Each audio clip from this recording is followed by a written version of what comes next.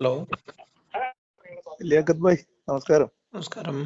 Sorry കേട്ടോ, നിങ്ങളെ വിളിക്കുമ്പോൾ ഞാൻ വിചാരിക്കാറുണ്ട് ബുദ്ധിമുട്ടാവല്ലേ എന്നുള്ളത്. ഈ ശബ്ദം ഓർമ്മ ഉണ്ടോ? അതാണ് കൗതുകകരമായ ചോദ്യം. ഈ ശബ്ദം ശരിക്കും ഒന്ന് ആലോചിച്ച് നോക്കണം. ഓർമ്മയുടെ കാര്യത്തിൽ ഞാൻ കുറച്ച് പുറകിലാണ്. കുഴപ്പമില്ല. ഇതിൽ ഞാൻ ആദ്യമായിട്ട് ഒരു കാര്യം അങ്ങോട്ട് പറയട്ടെ. ഉം, ഒരുപാട് തീർത്താ തീരത്ത് നന്ദിയുണ്ട്. ഒന്ന് നിങ്ങൾക്ക്, ഒന്ന് രാഹുൽ ഈശ്വറിന്. കാരണം എന്താ വെച്ചാല് ഉം, ആകെ ഒരു ജീവിതത്തിൽ കുറച്ച് ആൾക്കാർക്ക് അപ്പുറം ഉം, ഞാൻ പറയുന്നത് ഒരു ഏറ്റവും ചുരുങ്ങിയ ഒരു 1000 ആൾക്കാരെങ്കിലും കേൾക്കുന്ന ഒരു സാഹചര്യം ഉണ്ടായി. ഉം, സംഭവം എന്ന് വെച്ചാല് ഞാൻ വെള്ളിയാഴ്ച രാവിലെ ഞാൻ നിങ്ങളെ വിളിച്ചിരുന്നു. ഉം. അതിന് തൊട്ട് മുന്നെയാണ് രാഹുൽ ഈശ്വറുമായിട്ട് ഒരു മണിക്കൂറിനടുത്തുള്ള ഒരു സംസാരം ഉണ്ടായത്. അതാണ് ആള് യൂട്യൂബിൽ ഓ, എടുത്തിട്ടത്. മനസ്സിലായി. ഞാൻ ആ അതെ ശബ്ദം അതെ പ്രത്യേകമായിട്ട് നോട്ട് ചെയ്തു. കാരണം ഇതേ സംഭവം എന്നോട് ഒരാൾ പറഞ്ഞിരുന്നല്ലോ എന്ന് തോന്നി. അതായത് അതെ അതെ കറക്റ്റ്. അതിനിടയിൽ നിങ്ങൾ പറഞ്ഞൊരു കാര്യം അത് ഞാനന്ന് നിങ്ങളടുത്ത് പറഞ്ഞിട്ടുണ്ട് 6 മാസത്തിൽ ഞാൻ 2 പ്രാവശ്യം മക്കേ പോയിരുന്നു എന്നുള്ളത്. മനസ്സിലായി ഓക്കെ. മനസ്സിലായി. അപ്പോ പിന്നെ സംഭവം എന്ന് പറഞ്ഞാല് ആ, രാഹുൽ ഇട്ടു. അതിന്റെ പുറത്ത് ഞാൻ ഒരു കാര്യം നോക്കി, ഞാൻ നിങ്ങളൊക്കെ വീഡിയോ കണ്ടു. ഇപ്പൊ രാഹുൽ ഇട്ട വീഡിയോയില് ഉം, ഖണ്ഡിക്കുന്നില്ല, ഉം. മറിച്ച് കൂടുതലും ഈ ഒരു വിഭാഗത്തിന്റെ മുസ്ലിങ്ങൾക്ക് ഞങ്ങളും ഒക്കെ മാത്രം. അങ്ങനെ തന്നെയാണ് എന്ന് പറയാണ് ചെയ്യുന്നത്. അതെ അതെ അതെ ഞങ്ങളിലും അങ്ങനെ തന്നെയാണെന്ന്. അതിപ്പോ അതെ അതെ നമ്മളൊരു സിനിമയിലുണ്ടല്ലോ, മറ്റേ ഹരിഹർ നഗറിൽ മറ്റേ ആ മരുന്ന് കുപ്പി പൊട്ടിച്ചിട്ട് അതെ അതെ അതെ ജഗദീഷ് പറയുന്ന ഒരു ഡയലോഗ് ഉണ്ടല്ലോ, ഞാൻ അതെ മാത്രല്ല അവരൊക്കെ ഉണ്ട് എന്ന് പറഞ്ഞ. അവരൊക്കെ ഉണ്ട്. അതെ അതെ. ആ, അപ്പോ അതില് കൂടുതൽ കമന്റുകൾ എനിക്ക് ഒരു കാര്യം ഞാൻ അവിടെ നോട്ട് ചെയ്തത്, ആ, തന്തക്കുളി ഉണ്ടായില്ല. കാരണം പൊതുവെ ഇവരെ മെയിൻ ആ, തന്തക്കുളിയാണ് വരാറ് സാധാരണ ആ, പ്രതിരോധത്തിലാവുമ്പോൾ. ആ, അപ്പൊ കുറച്ചൊരു ഡെവലപ്മെന്റ് അവിടെ കണ്ട്. അതുപോലെ ആ, തന്നെ ആ. നിങ്ങളെ വീഡിയോ എനിക്ക് ഒരുപാട് ഇഷ്ടപ്പെട്ടു. കാരണം നിങ്ങൾ പോസ് ചെയ്തിട്ട് ഉം, ഞാൻ പറഞ്ഞതിനെ കുറിച്ച് ഉം, പറയുന്നുണ്ട്. ഉം, അപ്പൊ ഞാൻ ഞാൻ പറയാം, എനിക്ക് മാനസികമായിട്ട് ഉം, ഇതിനോട് ബുദ്ധിമുട്ടുണ്ട്. ഉം, അതാണ് എന്റെ ഈ ഉം, വിട്ടു നിൽക്കുന്ന കാരണം എന്നുള്ളത്. ഉം, കാരണം ഉം, ഞാൻ നല്ല ഭാഷയിൽ മര്യാദ കൂടെ ഉം, ആര് പറഞ്ഞാലും കേൾക്കാൻ ആഗ്രഹമുള്ള ആളാണ്. ഉം, അപ്പൊ നമുക്ക് വേണ്ട എടുക്കും, യോജിക്കാവുന്നത് യോജിക്കും, യോജിക്കാൻ പറ്റാത്തത് ഉം, യോജിക്കാതിരിക്കും. ഉം. ഇത്രയൊക്കെ തന്നെ. അപ്പൊ അല്ല, ഞാൻ ഈ രാഹുൽ ഈശ്വറിനെ ഈ ഉം, ഇപ്പോ ഒരു സംവാദം നടന്നല്ലോ, അതിനകത്ത് ജിഹാദിനെ അതെ അതെ. വേറൊരു തരത്തിൽ ന്യായീകരിക്കുന്നത് കണ്ടപ്പോ ഉം, അതിന്റെ അപകടം, ഞാനത് പറയാൻ വേണ്ടിയിട്ട് രാഹുൽ ഈശ്വറിന്റെ ആ നിലപാടിലുള്ള അപകടം പറയാൻ വേണ്ടിയിട്ട് ഞാൻ പുള്ളിയെ വിളിക്കാൻ ശ്രമിച്ചിരുന്നു. ഉം, അപ്പോ അതില് ഇപ്പം സംവാദകരുടെ ഭാഗത്ത് നിന്ന് ഇപ്പൊ ആരിഫും രാഹുലും തമ്മിലുള്ള സംവാദത്തില് പക്ഷം പിടിക്കാനല്ല, അതെ. പക്ഷെ രാഹുലിന്റെ നിലപാടിൽ ചില പ്രശ്നങ്ങളുണ്ട്. മറ്റു ഉം, അവരുടെ രീതി, സംവാദത്തിന്റെ രീതി, അങ്ങനെ അങ്ങോട്ടും ഇങ്ങോട്ടും കൊടുത്ത റെസ്പെക്ടിന്റെ കാര്യത്തിലൊക്കെ എനിക്ക് വ്യത്യസ്ത അഭിപ്രായമുണ്ട്.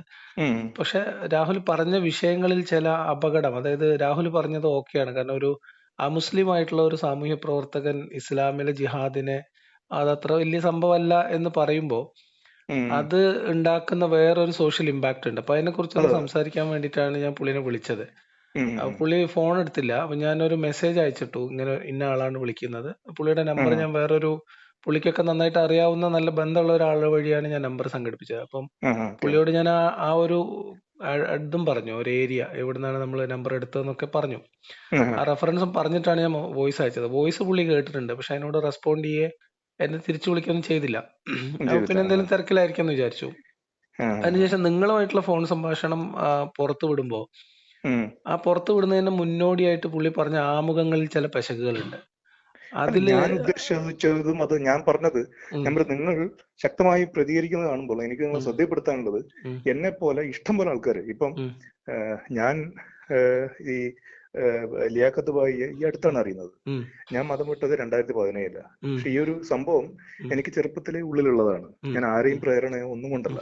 ഉം, ഉം. അപ്പോ അത് നിങ്ങൾ ഞാൻ അന്ന് അടുത്ത് പറഞ്ഞല്ലോ പറഞ്ഞു, എന്നോട്. അതെ, ഉം, ഞാൻ അടുത്ത് പറഞ്ഞു, നിങ്ങൾ ഇത് ഉം, പറയുമ്പോൾ ഉം, ഇത് ഏറ്റുപിടിക്കുന്നത് ബാസിലിനെ പോലത്തെ ആൾക്കാരാണ്. ഉം, ഞാൻ പറഞ്ഞു അത് സമൂഹത്തിൽ ചില അപകടങ്ങൾ ഉണ്ടാക്കും. ഉം, പക്ഷെ അതൊന്നും ഈ ക്ലിപ്പിങ്ങിലില്ല. ഇതില് ഏതായാലും അയാൾ പറഞ്ഞിട്ടുണ്ട്. ഞാൻ ഈ ഉം. കുറച്ച് അല്ല, ആ ഭാഗം ഭാഗം കഴിഞ്ഞിട്ടാണ് അതിനകത്ത് ഞാൻ കേട്ടില്ലല്ലോ നിങ്ങൾ പറഞ്ഞതായിട്ട്. ഇല്ല. കാരണം അത് അങ്ങനെയാണ് നമ്മൾ സംസാരം തുടങ്ങുന്നത്. പിന്നെന്ന് വെച്ചാല് ആ ആള് ഭാഗം പുള്ളി പറയുന്നുണ്ട്, ഒഴിവാക്കി. അല്ല അത് ഫുള്ളായിട്ട് അതിലില്ല. ആ, ആ, കാരണം ആള് പറയണ്ടല്ലോ ഐഡന്റിറ്റി ഞാൻ വെളിപ്പെടുത്തുന്നില്ല എന്നുള്ളത്. ഓക്കെ. ആ, കാരണം ഞാൻ ആ, രാഹുലുമായിട്ട് ഉം, കുറെ കാലമായിട്ട് സംസാരിക്കാറുണ്ട് പല ഉം, വിഷയങ്ങളും. ഉം, ഉം, അപ്പൊ ഇപ്പൊ ഞാൻ പറഞ്ഞതാണ്, നിങ്ങളുടെ ഉം, ബഹുമാനത്തോടെ ഞങ്ങളെ ശ്രദ്ധപ്പെടുത്തുകയാണ്. അതായത് ഉം, നിങ്ങൾ ഉം, ഇങ്ങനെ ഒരു കാര്യം ചെയ്യുന്നുണ്ട്, ഇത് ഉം, അപകടം ഉണ്ടാക്കുന്നുള്ളത്. ഉം, നിങ്ങൾ പറഞ്ഞ ഈ സംഭവം തന്നെയാണ് പറഞ്ഞത്. ഉം, അപ്പോ അതിനുശേഷമാണ് ഉള്ള ഭാഗമാണ് അയാള് ഉം, റെക്കോർഡിങ്ങിൽ ഉം, ഇടുന്നത്. കാരണം അയാൾ ഉം, പറയുന്നുണ്ട്, കാരണം അതിനുശേഷമാണ് എൻ്റെ അടുത്ത് പെർമിഷൻ എടുക്കുന്നത്, ഇത് ഉം, ഉം, റെക്കോർഡ് ഉം, ആയിക്കോട്ടെ ഉം, എന്നുള്ളത്. ഉം, ഞാൻ പറഞ്ഞു ഓക്കെ, ഉം, കുഴപ്പമില്ല. കാരണം ഞാൻ പറയുന്ന കാര്യത്തിൽ എനിക്ക് വ്യക്തത ഉണ്ട് ഉം, എന്താണ് പറയുന്നത് ഉള്ളത്. ഉം. അപ്പം ഞാൻ അതാണ് ആദ്യം ചോദിച്ചത്. എനിക്ക് അല്ല ശബ്ദം രാഹുൽ ഓർമ്മയുണ്ടോ? ഈ പറഞ്ഞ കൺസെപ്റ്റ് ഉണ്ടല്ലോ, അതായത് ഇപ്പൊ നമ്മൾ ഉം, ഒരു ക്രിട്ടിക്കൽ ഇൻസൈഡർ ആയിട്ട് നിൽക്കുക, ഉം, അതല്ലെങ്കിൽ മതത്തിനകത്ത് നിന്ന് പരിവർത്തനത്തിന് വേണ്ടി ശ്രമിക്കുക. ഇത് ഉം. ഇസ്ലാമിനകത്ത് ഇമ്പോസിബിൾ ആയിട്ടുള്ള കാര്യമാണ്. അതാണ് ഞാൻ അത് ഞാൻ പറയുന്നത്. മാത്രമല്ല, അത് ജീവൻ അപകടത്തിൽപ്പെടുന്ന ആത്മഹത്യാപരമായിട്ടുള്ള നിലപാടാണ്. ഇപ്പൊ ഉദാഹരണമായിട്ട് അതെ. ചേകനൂർ മൗലവി, ജബ്ബാർ മാഷും ഒരേ കാലത്ത് ഇവിടെ ജീവിച്ച മനുഷ്യരാണ്. ഉം, മനസ്സിലായോ? ഒരേ കാലത്ത് ജീവിച്ച രണ്ട് മനുഷ്യർ ആണ് ജബ്ബാർ ഉം, മാഷും ഉം. രാഹുൽ ഈശ്വറും. അതെ, ഏതാണ് കൂടുതൽ ഇമ്പാക്ട് ഉണ്ടാക്കിയതെന്നും ആർക്കാണ് അപകടം പറ്റിയതെന്നും നമ്മുടെ മുന്നിലുണ്ട്. അതെ, അപ്പൊ അതെ. ക്രിട്ടിക്കൽ ഇൻസൈഡർ എന്ന് പറയുന്നത് കുറച്ചുകൂടി അപകടം പിടിച്ച കളിയാണ്. അത് ഇന്നത്തെ ഉം, കാലത്തൊക്കെ ഇനി ഒക്കെ സാധ്യമാണ്. പക്ഷെ അതിന് നമുക്കൊരു വിശ്വാസം ഉണ്ടാവണമല്ലോ. നമ്മളുടെ അതെ, അതെ, ബോധ്യത്തിനകത്തല്ലേ നിൽക്കാൻ പറ്റുള്ളൂ. ഇപ്പൊ എന്നോട് പല അതെ, അതെ. ആൾക്കാരും ചോദിച്ചിട്ടുണ്ട്, നിങ്ങൾക്ക് ഇങ്ങനെ ക്രിട്ടിക്കൽ ഇൻസൈഡർ ആയിട്ട് നിന്നോട്. എന്നെ മലയാളം പഠിപ്പിച്ച മാഷ എന്നോട് ചോദിച്ചത്. ഉം, ഉം. അപ്പോ ആ രീതിയിൽ നമ്മൾ, അത് നമ്മുടെ ബോധ്യമാണല്ലോ. പിന്നെ നമുക്ക് എന്ത് ചെയ്യാന്ന് വെച്ചാൽ അഭിനയിക്കണം. അതായത് നമുക്ക് ഉം. വിശ്വാസമൊന്നുമില്ല, പക്ഷെ അതെ, നമ്മൾ അതെ, അതെ. വിശ്വാസിയായിട്ട് നിന്നുകൊണ്ട് ഈ സമൂഹത്തിൽ പോസിറ്റീവായിട്ടുള്ള മാറ്റങ്ങൾക്ക് വേണ്ടി പ്രവർത്തിക്കുന്നത് അത് തെറ്റൊന്നുമല്ല. പക്ഷെ അവിടെയും ഒരു വ്യക്തി എന്നുള്ള അർത്ഥത്തിൽ നമ്മളുടെ ഒരു മനസ്സിനോട് നമ്മൾ കാണിക്കുന്ന ഒരു വഞ്ചനയുണ്ട്, നമ്മളുടെ അതെ, അതെ. ബോധ്യത്തോട്.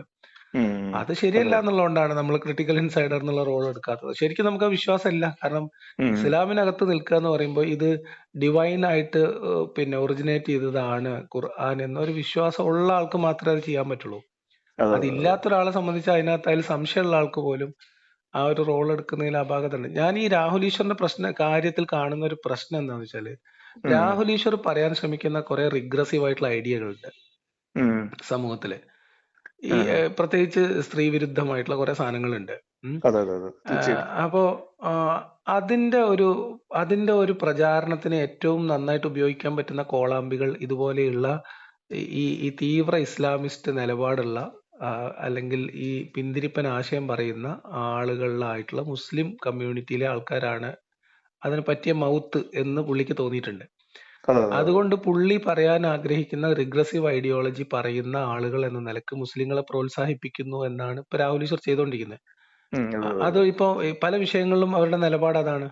ഇപ്പോ ഉം. അതിന് രാഹുൽ ഈശ്വർ പറയുന്ന കാരണം, ഞങ്ങള് മുസ്ലിം സഹോദരങ്ങളാണ് ഞങ്ങള് ശബരിമല വിഷയത്തിൽ ഞങ്ങളെ ഒരുപാട് ഉം. സഹായിച്ചത് എന്നാണ് ഒരു വാദം.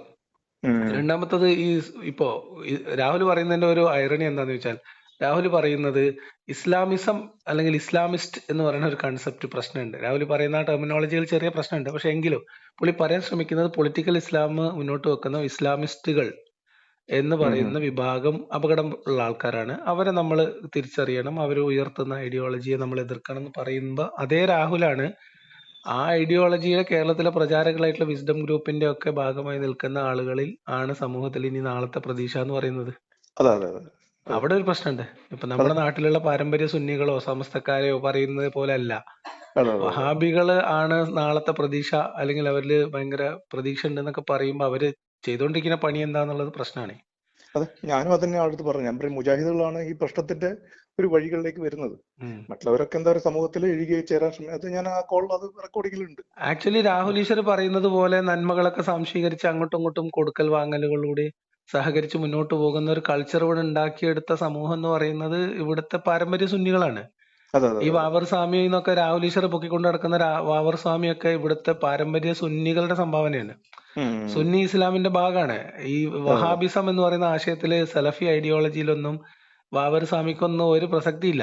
ഇല്ല, ഒന്നുമില്ല. അതെ, അതെ, അതെ. മനസ്സിലായി. അപ്പൊ അത് തിരിച്ചറിയാൻ രാഹുലിന് കഴിഞ്ഞിട്ടില്ലെങ്കിൽ അതൊരു അപകടമാണല്ലോ. അതെ, അതന്നെയാണ് ഞാനും എന്താ പറയുക ഞാൻ അദ്ദേഹത്തെ പറഞ്ഞ, അതായത് പാസ് ചെയ്യാൻ വിചാരിച്ച മെസ്സേജ് അത് തന്നെയാണ്. അതായത് ആ. നിങ്ങളിങ്ങനെ പറയുമ്പോൾ ഇതുപോലെ ഉം. ബാസിലിനെ പോലത്തെ ആൾക്കാരാണ് അത് ഏറ്റുപിടിക്കുന്നുള്ളത്. ഉം. ഞാൻ അതിൽ വ്യക്തമായിട്ട് പറയുന്നുണ്ട്, ഇവർ ഈ ആശയമായിട്ട് എനിക്ക് ഉൾക്കൊള്ളാൻ പറ്റില്ല എന്നുള്ളത്. അതായത് ഉം. ഈ മുജാഹിദ് ഉം. ആശയങ്ങൾ. അതെ. കാരണം എനിക്ക് ഈ വിശ്വാസം ഉള്ളതോ വിശ്വാസം ഇല്ലായ്മയോ ഒന്നും ഒരു മിടുക്കുള്ളൊരു കാര്യമല്ല. ഉം. എന്നെ ഉം. സംബന്ധിച്ച് എന്താ പറയാ, നമ്മള് സ്നേഹത്തോടെയുള്ള ആശയ സംവാദങ്ങൾ, ആശയ ചർച്ചകൾ ഉം. ഇത് ആസ്വദിക്കുന്ന ആളാണ് ഞാൻ ആ. എന്താ പറയാ, ഒരു റിട്ടയർഡ് ലൈഫിൽ ഇരിക്കുന്ന ആളാണ്. ഉം. ഉം. നമ്മൾ ഉം. റിട്ടയർഡ് ലൈഫിൽ ഇരിക്കുന്ന ആള്, നിങ്ങൾ രണ്ട് നിഷ്കളങ്കന്മാർ എന്താ പറയാ, ഒരു ചെലവും ഇല്ലാതെ എന്താ ഉം. പറയാ ഫ്രീ ആയിട്ട് കോളടിച്ച പോലെയാണ് എന്റെ സംസാരം കുറച്ച് ആൾക്കാർ കേൾക്കാനിടയായത്. ആ. ആ. ആ. അപ്പോ പിന്നെ കുഴപ്പമില്ല, നിങ്ങളുടെ രണ്ടാളെയും അല്ല കൂടി നമുക്ക്. അങ്ങനെയല്ല, ഞാൻ ഇതിനകത്ത് ഇത് രാഹുലിനോട് ഈ കാര്യങ്ങൾ ഞാൻ അത് കംപ്ലീറ്റ് ആയിട്ട് കേൾപ്പിക്കാത്തതിന്റെ കാരണം, ഉം. രാഹുൽ പറയുന്നതിലെ അപകടങ്ങൾ രണ്ടു മൂന്നെണ്ണം ഞാൻ പോയിന്റ് ഔട്ട് ചെയ്ത് പറയാണ് ചെയ്തത്. ഒന്ന് ഈ പറഞ്ഞ അതെ. സാധനമാണ്. ഒന്ന് ഇസ്ലാമിസം എന്ന് പറയുന്നതിന്, അല്ലെങ്കിൽ ഇസ്ലാമിസ്റ്റ് ഐഡിയോളജി എതിർക്കപ്പെടേണ്ടതാണെന്ന് പറയുന്ന രാഹുൽ എങ്ങനെയാണ് ഇവിടുത്തെ വഹാബി മൂവ്മെന്റിനെ കുറിച്ച് അറിയാതിരുന്നത് എന്നുള്ള ഒരു പ്രശ്നമുണ്ട്.